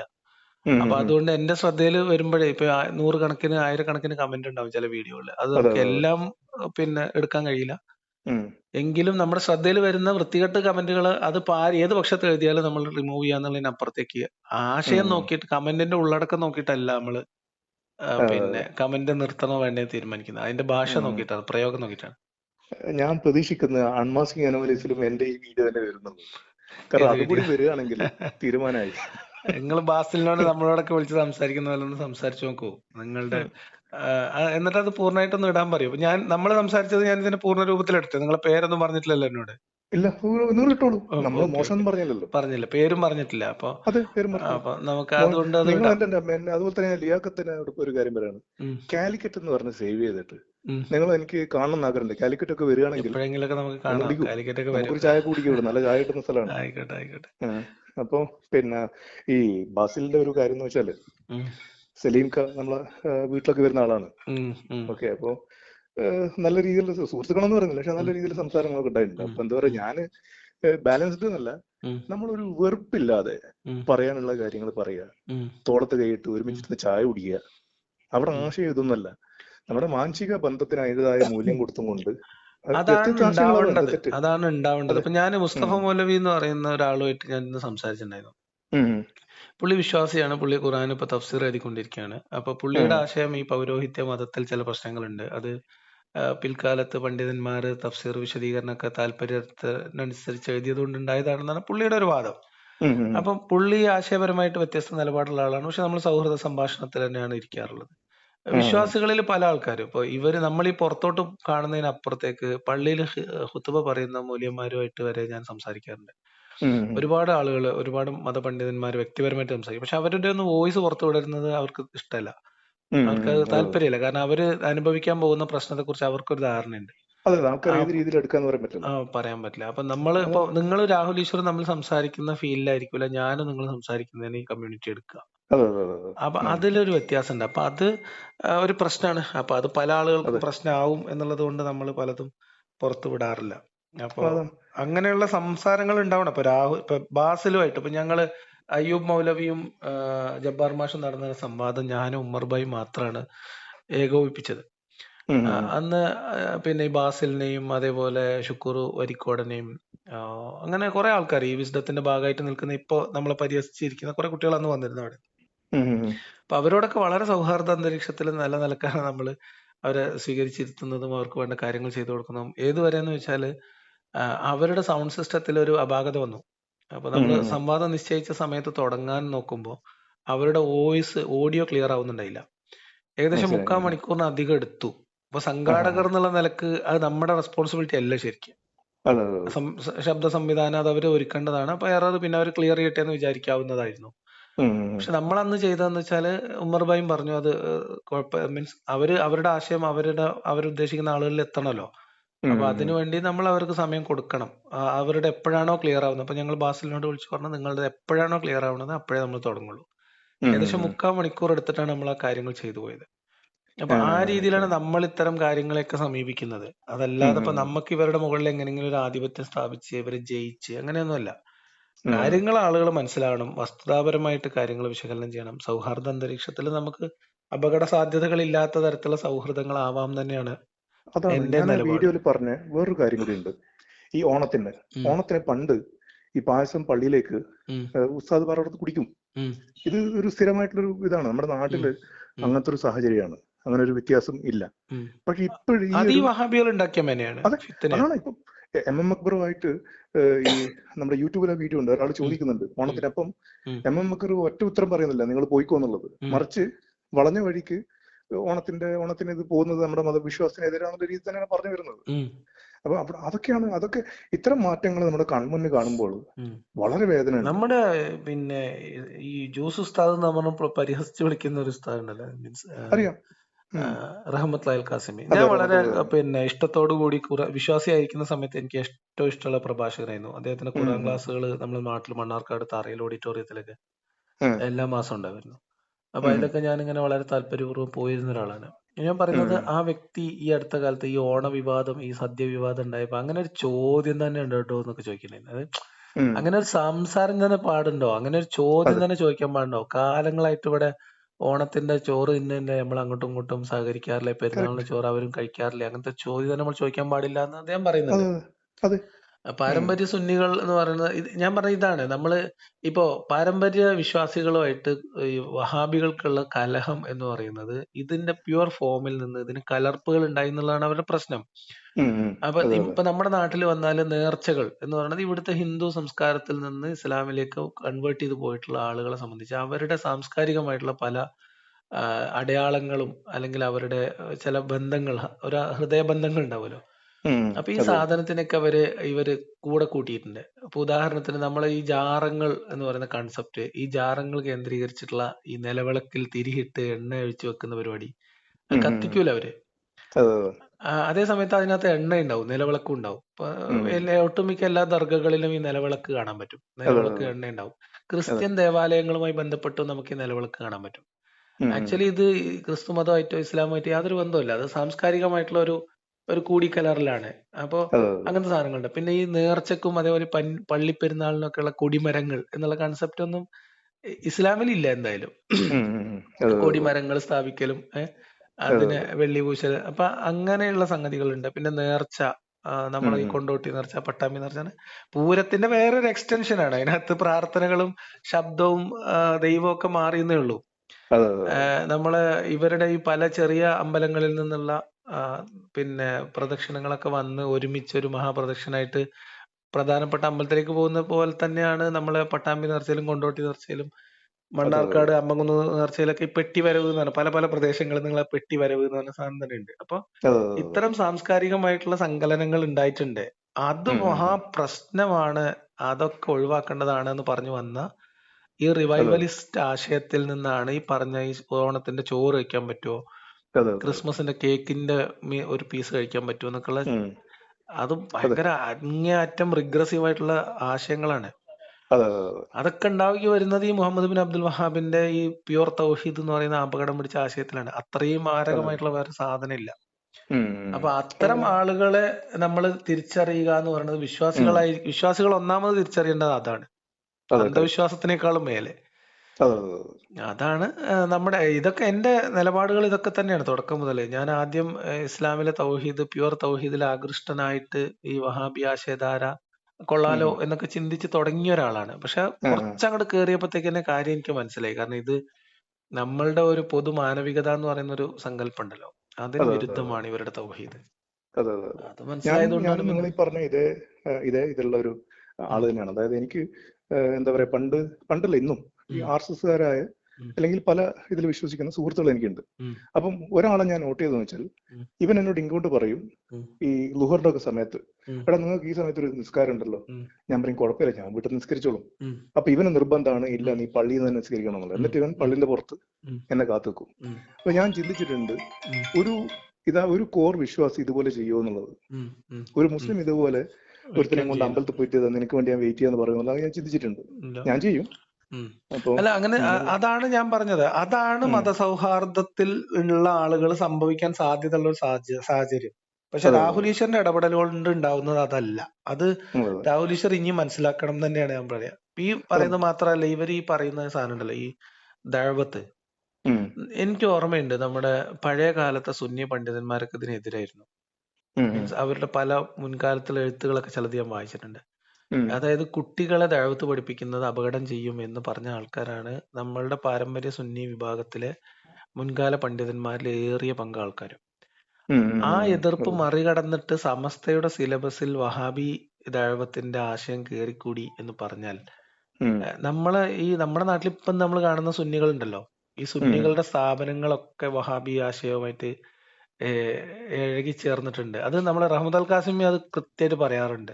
ഈ സുന്നി എന്ന് പറഞ്ഞ് നടക്കുന്ന, ഞാൻ പണ്ട് കോൾ ചെയ്തിട്ടുള്ള ആൾക്കാരാണ് ഇവരെയൊക്കെ. അതായത് നമ്മുടെ അലിയാർ ഖാസിമി, അതേപോലെ സിംസാർ ഹക്ക് ഹുദവി, ഇവരൊന്നും യഥാർത്ഥത്തിൽ സുന്നികളല്ല. സുന്നി വേഷം കെട്ടി നടക്കുന്ന വഹാബി പ്രചാരകരാണ് ഇവരൊക്കെ. ഇവരൊക്കെ പൊളിറ്റിക്കൽ വഹാബിസത്തിന്റെ ആൾക്കാരാണ്. പക്ഷെ അവര് ഇവിടെ കേരളത്തിൽ സ്വീകാര്യത അല്ലെങ്കിൽ കൂടുതൽ ആളുകളുടെ ബേസ് ഉള്ളത് സുന്നിയിലാണെന്നുള്ളതുകൊണ്ട് അവർ ആ സുന്നി വേഷം കെട്ടി നടക്കുന്നു എന്നുള്ളൂ. പക്ഷെ സിലബസ് ഒക്കെ ഇപ്പൊ മാറി. ഇപ്പൊ സുന്നികൾക്ക് ദഅവ കോളേജുകളുണ്ട്.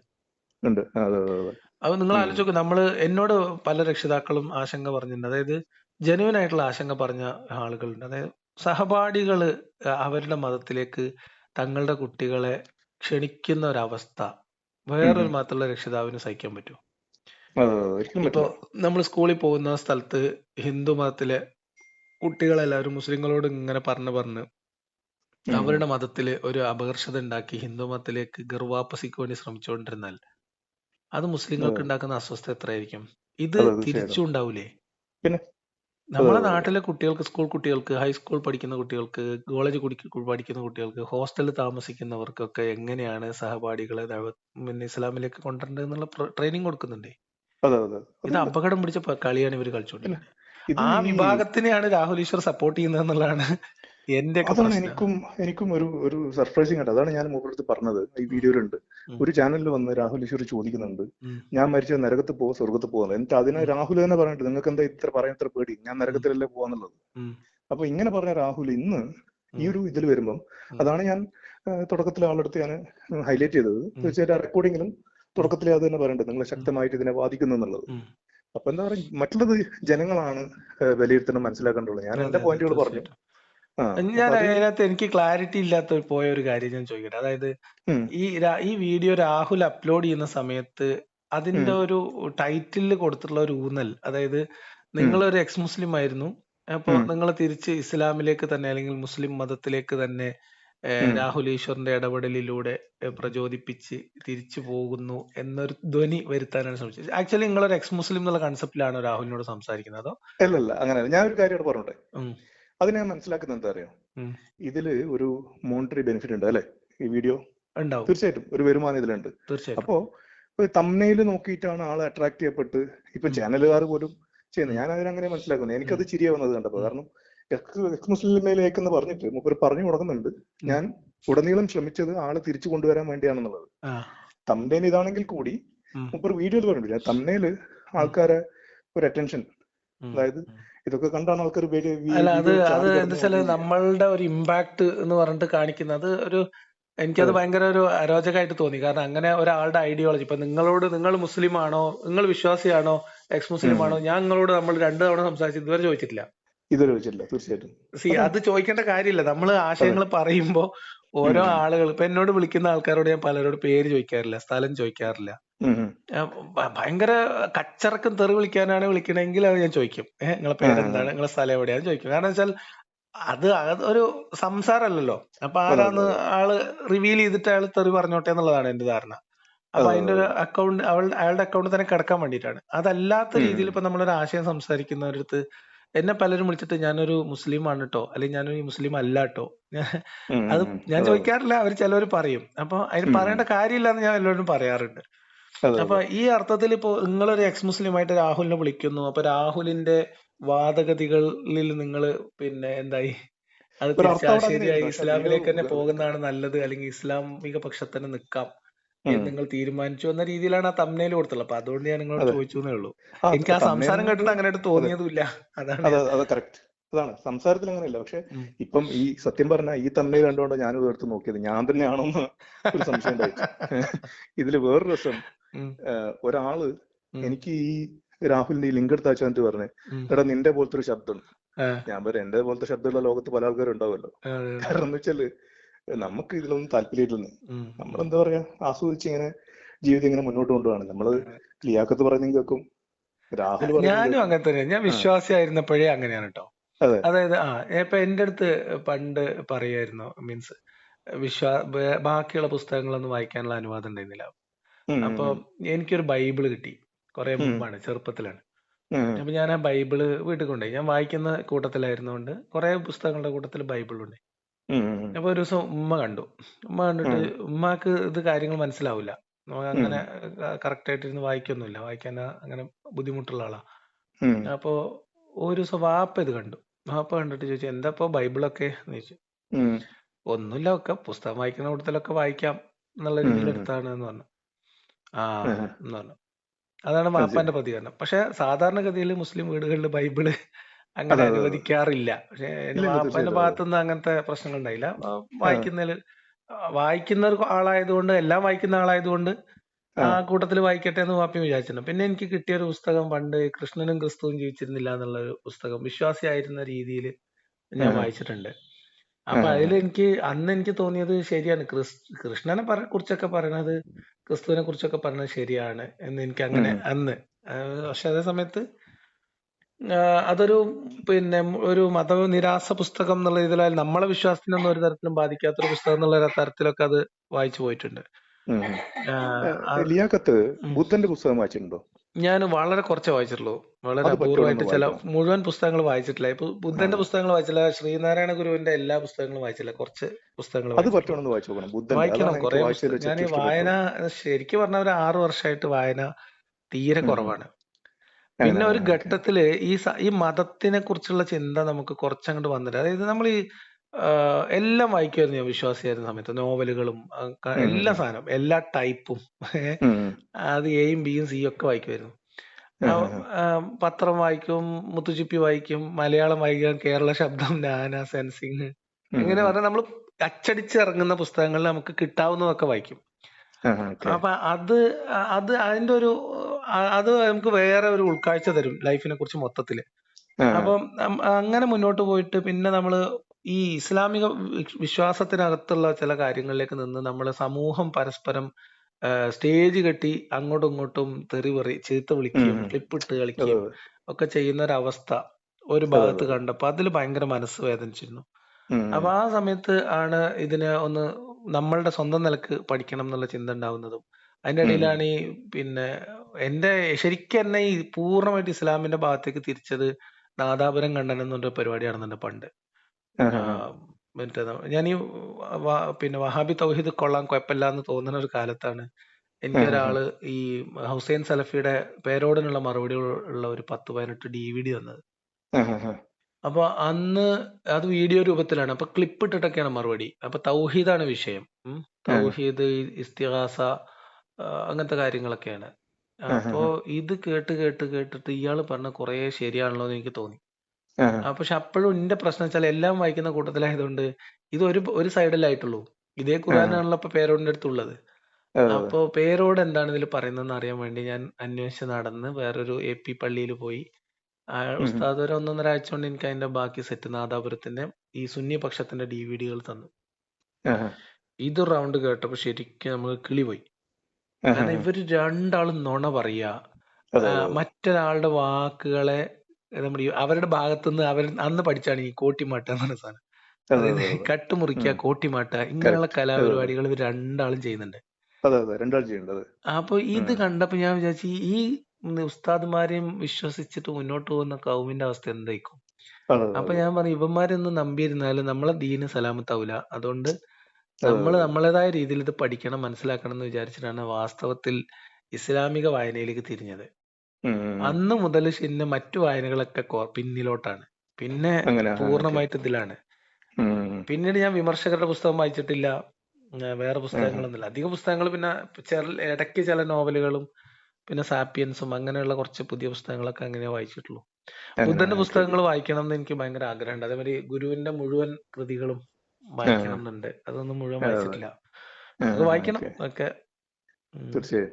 ഏതായാലും ഇന്ന് എനിക്ക് സംസാരത്തില് ഉം. ഒരുപാട് എനിക്ക് നിങ്ങളോട് എന്താ പറയാ ഒരു ഒരു ഒരു ഇത് ഒരു ബഹുമാനം ഉണ്ട്. എന്നാലും എന്താ വെച്ചാല് നമുക്ക് അങ്ങോട്ടും ഇങ്ങോട്ടും ഒരു ഇതായിരിക്കണം നമ്മുടെ ഉദ്ദേശം. അതായത് നമുക്കൊരു ഭിന്നിപ്പ് അല്ലെങ്കിൽ ഒരു വെറുപ്പ് ഇതാവരുത്. നമ്മുടെ എന്താ പറയാ സ്നേഹത്തോടുള്ള ആ ഒരു ഇടപെടൽ സംസാരം. അതെ വ്യത്യസ്ത തീർച്ചയായും. നിലപാടുകളാവാം. അതെ, വെറുപ്പും വിദ്വേഷവും ഉണ്ടാവാൻ പാടില്ല. അതാണ് അതാണ് അത് തീർച്ചയായും. വിശ്വാസ സ്വാതന്ത്ര്യമൊക്കെ എല്ലാവർക്കും ഉണ്ടല്ലോ. ഇപ്പൊ അതെ അതെ ഞാൻ ഇസ്ലാമിനെ എതിർക്കുന്നു. ഞാൻ എന്റെ വലിയ ദീൻ കണ്ടാൽ മനസ്സിലാവും. ഞാൻ അതിനകത്ത് ഉം. അന്ന് എന്റെ ഉദ്ദേശവും ലക്ഷ്യവും പറഞ്ഞിട്ടുണ്ട്. അതെ അതെ അതെ. അന്ന് അങ്ങനെ ഒരു സിറ്റുവേഷൻ ഇവിടെ ഉണ്ടായാൽ അന്ന് ഞാൻ ഈ വിമർശനം നിർത്തും. ഇതിന് വിഘാതം ഉണ്ടാവുന്ന ശക്തികൾ ഇവിടെ പ്രവർത്തിക്കുന്ന കാലത്തോളം വിമർശിക്കും. ഇപ്പം ഈ വഹാബിസത്തെ കുറിച്ച് ഞാൻ പറയുമ്പോൾ അല്ലെങ്കിൽ വഹാബികളെ കുറിച്ച് പറയുമ്പോൾ അവരോട് റിയാക്ട് ചെയ്യുമ്പോൾ കുറച്ച് അഗ്രസീവ് ആയിട്ടുള്ള ടോൺ വരുന്നത് അതുകൊണ്ടാണ്. കാരണം അവരിവിടെ ഉണ്ടാക്കുന്ന ഭിന്നിപ്പ് എന്ന് പറഞ്ഞത് അവരുണ്ടാക്കിയ ഭിന്നിപ്പേ കേരളത്തിലുള്ളൂ. അതെ അതെ അതെ. ഈ മുസ്ലിം ഹിന്ദു പ്രശ്നമൊക്കെ ഇവിടെ കേരളത്തിൽ അത് ഉണ്ടാക്കിയത് സുന്നി മുജാഹിദുകളാണ്. മുജാഹിദുകളാണ്. തീർച്ചയായും മുജാഹിദുകളാണ് അതിൽ. അതുകൊണ്ട് അവരോട് സംസാരിക്കുമ്പോൾ എനിക്ക് ഒരു ചെറിയൊരു അസഹിഷ്ണുത അതിനകത്ത് ഉണ്ടാവും. അത് അസഹിഷ്ണുതയായിട്ടല്ല, നമ്മൾ വെറുപ്പുണ്ടാക്കുന്നവരോടുള്ള നമ്മുടെ ഒരു ശക്തമായിട്ടുള്ള വിയോജിപ്പാണത്. ഭിന്നിപ്പ് ചെയ്യുന്ന ആൾക്കാരോടുള്ള ഒരു ഒരു എന്താ പറയാ, അവരോടുള്ള നമുക്കുള്ള ഒരു വിയോജിപ്പ് അത് പ്രകടിപ്പിക്കാൻ വേണം എന്നുള്ളതാണ് എന്റെ നിലപാട്. എന്തായാലും നിങ്ങളോട് വളരെ സംസാരിച്ച വളരെ സന്തോഷം. എനിക്കും വളരെ സന്തോഷം. അപ്പൊ ഒരു പേഴ്സണൽ കാര്യം കൂടി ഒന്ന്, എലിയാക്കത്തിന് എന്ത് വയസ്സുണ്ടാവും? എനിക്ക് 42. എനിക്ക് 45. അപ്പൊ കുഴപ്പമില്ല, പേര് കാരണം എനിക്ക് മടി പേരല്ലെങ്കിലും എനിക്ക് പേര് വിളിക്കുന്ന ഇഷ്ടം. ഒന്നാമത് എന്റെ പേര് അങ്ങനെ ആൾക്കാർ ശരിയായി വിളിക്കൂല. അപ്പൊ ആരെങ്കിലൊക്കെ പരിചയമായി കഴിഞ്ഞാൽ പോലെ ശരിക്കും എന്റെ പേര് വിളിക്കട്ടെ എന്നുള്ള എന്റെ. നമ്മളെവിടെയെങ്കിലും പോയിട്ട് പേരൊക്കെ പറഞ്ഞാൽ 2 തവണയെങ്കിലും സ്പെല്ലിംഗ് പറഞ്ഞു കൊടുക്കേണ്ടി വരും. ശരി. വലിയ പേരായതുകൊണ്ടേ. അപ്പൊ അധികം കേട്ട് പരിചയമില്ലാത്ത പേരും ആയിരിക്കുമല്ലോ. എങ്ങനെ മക്കൾ എത്ര? 3 ഒരാള് പേരുണ്ട്, 3 പേരുണ്ട്. 3 പേരുണ്ട്. ഉം. കാരണം ഒരാളെ ഞാൻ വീഡിയോയിൽ ഇപ്പം കുറച്ച് മുന്നേ കണ്ട വീഡിയോയില് ആ, ഒരാൾ വന്ന് ഉം, ഞാൻ ഉം, എന്റെ ധാരണ ഉം. രണ്ടാളെ കണ്ടിട്ടുണ്ട്. ആ, 3 മൂന്നാമത്തെ ആൾ പേരുണ്ട്. എത്ര വയസ്സ്? മൂത്ത ആൾക്ക് ഇപ്പൊ 17 വയസ്സായി. മൂന്നാമത്തെ ആള് ഏറ്റവും ഇളയ ആൾക്ക് ഇപ്പം 7-8 വയസ്സായി. 8 വയസ്സ്. ശരി, അങ്ങനെ. ഓക്കെ. അപ്പൊ ഏതായാലും നല്ല രീതിയിൽ കാര്യങ്ങളൊക്കെ നടക്കട്ടെ. വളരെ ആയിക്കോട്ടെ. സന്തോഷം.